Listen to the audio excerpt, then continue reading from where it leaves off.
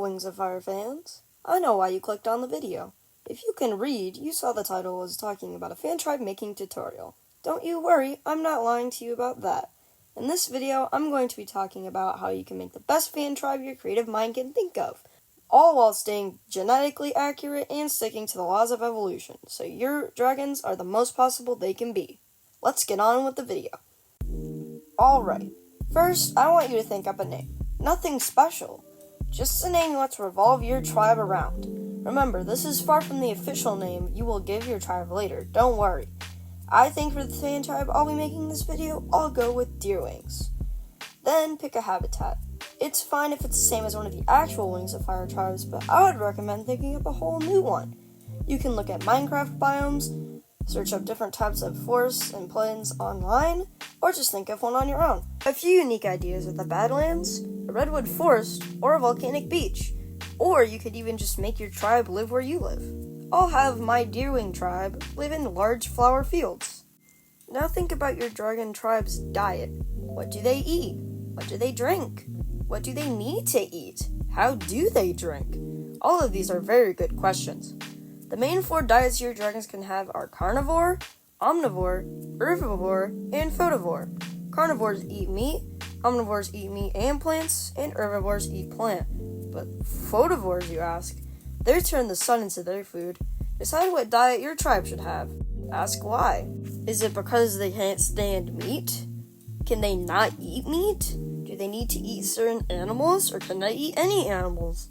You should be able to answer all of these questions by the time your tribe is finished. For my Deerwing fan tribe, I'll pick the herbivore role for them so they can eat the flowers inside their fields. Now we should go over the colors of your dragon scales. Most lizards and amphibians have their colors and patterns for camouflage. The smaller amount of lizards and amphibians have it as a warning for predators. For me, I think your dragons should never have warning colors. The reason? They're the top of their food chain. The only reason they should have bright and flashy colors would be because you would really want them, or if they are an herbivore that uses it for camouflage. Think about it. Do you think a dragon will be good enough at hunting with a spotlight on themselves so much that they can reproduce more than the ones that don't? I think not, but maybe you want this to be a barrier for your tribe. Maybe you just want your tribe to have bright colors. In no way am I saying that you can't have anything in this video that I say isn't all that possible. It's your dragon tribe. You should shape it how you want it to be. Don't listen to my silly opinions. For my Deerwing tribe, I'll have them have bright spots on their backs and heads to hide in the flowers away from their predators. Now think about your dragon's claws, their fighting capability. If it's an herbivore or photovore, from an evolutionary standpoint, if the dragon has no predator, there's no reason for it to have weapons or sharp claws, especially if it isn't hunting to survive.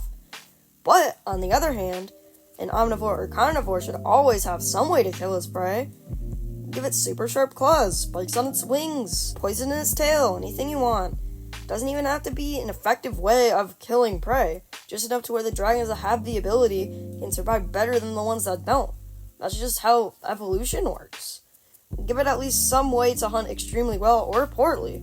I would highly recommend using real-world animals, mythical creatures, and urban legends as inspiration for your dragon's coloring, abilities, or weapons. Now I'm going to talk about photovores. They take a little extra work to make realistic. Skip to the timestamp on screen if you don't care about stupid flower dragons and just want to learn how to make your arson lizards. Still here? Alright. I assume you want to make your dragon tribe a photovore. Photovores are basically just dragons who can perform photosynthesis, or the process of turning the energy from the sun into food. Your dragon tribe, if they are a photovore, needs to be in the sun to survive. Whether that means they are nocturnal and sleep in the sun all day, or they bask in the sun. One of the ways to make your dragons more photovore-esque is making them sort of like satellite dishes. I know it sounds pretty wacky, but making them have large plates on their backs or necks to absorb the sun's rays is exactly what a photovore would have.